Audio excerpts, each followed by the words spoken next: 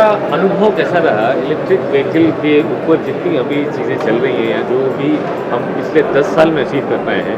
अगर मैं देखूं तो पहला चार्जिंग स्टेशन भारत में मनमोहन सिंह जी ने इनॉग्रेट किया था 2010 में, और पहला एलोकेशन बजट में 2011 में 50 करोड़ का था। वो 50 करोड़ 50 से बढ़ के 2021 तक अब 10,000 करोड़ हो चुका है। लेकिन जो चार्जेस हम लगाते हैं उसकी यूटिलाइजेशन को लेकर के या उसकी जितनी ज़्यादा जल्दी उसकी मतलब खपत जो है या जो इन्वेस्टमेंट है वो वापस आ जाए, इन सब को लेकर के 10 साल में हम उतना प्रोग्रेस नहीं कर सके कि इलेक्ट्रिक मोबिलिटी को हम प्रॉफिटेबल बिजनेस बुला सकें। And that was the gist of doing national highway EV. उसे हम प्रॉफिट के, रेवेन्यू के और ब्रेक इवन के मायनों में तोल सकें। इसमें 2 साल में 1.5 साल में जो भी हमने इनपुट्स लिए हैं आपसे, आपका अनुभव आज ये 10वें राउंड में है प्रोजेक्ट, कैसा रहा ये समझ के कि हम कहाँ पहुँचे? मैं सबसे पहले बधाई देना चाहूँगा NH4EV प्रोग्राम को, जिन्होंने थोड़े ही टाइम में एक बहुत ही अच्छी विजिबिलिटी हासिल करी, जिसमें लोगों में एक विश्वास पैदा हुआ है, जिससे सब लोग इस तरफ पॉजिटिवली सोचने लगे हैं कि EV can be a viable option. Definitely थोड़ा सा गैसोलीन साइड में इंक्लाइंड है, बट जैसे हमारे चार्जिंग स्टेशंस बढ़ेंगे ऑफ कोर्स लोगों में कॉन्फिडेंस आएगा एट ऑल लेवल्स कि हमको EV में शिफ्ट करना है। एज आप सब लोग देख रहे हैं कि पेट्रोल डीजल की rates are going sky high, and with this मेरा पूरा विश्वास है कि 2025 तक हम EV की cost is lower than the petrol and diesel vehicle costs.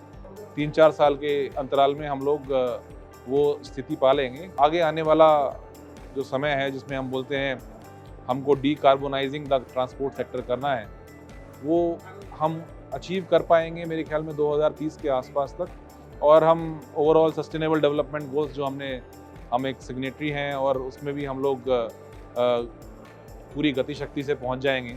So I am very hopeful कि हम लोग बहुत जल्दी एक ग्रीन इंडिया की तरफ बढ़ रहे हैं। क्विक इनपुट मैं आपसे चाहूँगा कि EV का जो नया जनरेशन है वो 100% थेफ्ट प्रूफ है। This is what in last 2 years we achieve.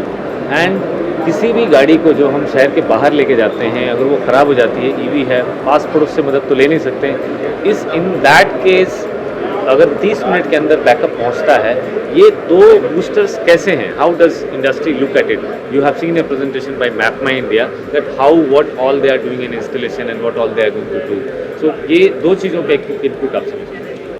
Well, ये सब चीज़ें पॉसिबल हो पाई हैं डिजिटल टेक्नोलॉजीज से एंड डेटा पावर से। The kind of data analytics that we are implementing and doing in this EV sphere, मेरे ख्याल में ये और अनपैरेलल्ड है और किसी सेक्टर में नहीं हो पाया है अभी तक, खासकर ट्रांसपोर्ट सेक्टर में। अगले 1-2 साल में हम ऐसा देखेंगे कि every vehicle, every EV can be track down. बहुत ही यूनिक चीज़ है जो हमको एक डेवलप्ड कंट्री की तरफ बहुत फास्ट गति से ले जा रही है, जिसमें हम लोग भारत के किसी भी कोने में होके भी अपने को बहुत ही सेफ एंड सिक्योर फील कर पाएंगे। National highway EV ease of doing business का पायलट है। सो बिजनेस के साइड में 2 इनपुट मैं आपसे चाहूँगा। एक, हम नेशनल एवरेज 3 से 5% है चार्जर का यूटिलाइजेशन का, उसके अगेंस्ट हम 30% का यूटिलाइजेशन अभी हमने पिछले ट्रायल रन में अचीव किया है। और आगे जो कैपेक्स का मुझे नहीं पता नेशनल एवरेज क्या है ब्रेक इवन का, बट हमारा 36 मंथ है, मैक्सिमम 40 मंथ तक जाता है, और उनका जो यूटिलाइजेशन है वो 30% का है। तो ये इनके ऊपर आपका क्या इनपुट है?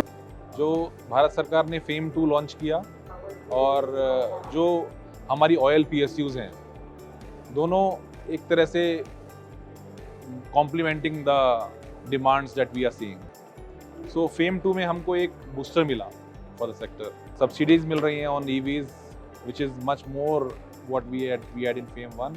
So with these 2 boosters, I guess the entire space has evolved. बहुत धन्यवाद आपका। और मैं अभी से अगले 60 दिनों के अंदर हम लोग ट्रायल रन दिल्ली से जयपुर शुरू करने वाले हैं। उसके लिए मैं आपको इनवाइट करता हूँ, प्लीज़ आएँ। और उस समय जब इसकी डिस्कशन होगी उसमें जो इनपुट्स अभी हमने लिए हैं इस 10th राउंड से, उनको इनकॉर्पोरेट करके अगली टेस्टिंग की जाए। पिछली टेस्टिंग कोरोना के समय में हुई थी, बहुत ज़्यादा चार्जर्स नहीं लगा पाए थे। इस बार हम ज़्यादा चार्जर्स और ज़्यादा गाड़ियाँ करीब 1 महीने तक दौड़ा कर फिर उसको चेक करना चाहते हैं। डेफिनेटली बहुत बहुत धन्यवाद, बहुत बहुत बधाई और बहुत बहुत शुभकामनाएं।